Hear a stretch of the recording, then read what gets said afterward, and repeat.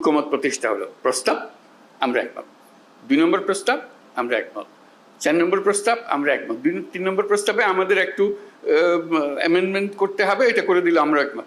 এই জিনিসটা বের করে আর কিচ্ছু না, যাতে করে একটা সনদ তৈরি হয়। আলটিমেট গোল হচ্ছে একটা সনদ তৈরি হবে, জুলাই সনদ, জুলাই চার্টার, যে আমরা এত কিছু কাণ্ডের পরে আমরা সবাই মিলে এটাতে একমত হয়েছে।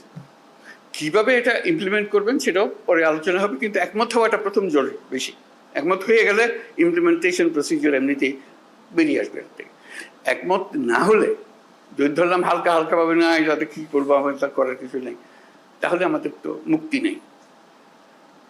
সারা দেশের মানুষ বলবে যে তোমরা এটার থেকে এটা সহ্য করলে না, এটা সংস্কারও করলে না, আমাদের ঘাড়ের উপর আবার চাপাই দিলে, বলবে আমাদের সবাইকে, রাজনৈতিক দল থেকে বলবে সবাই।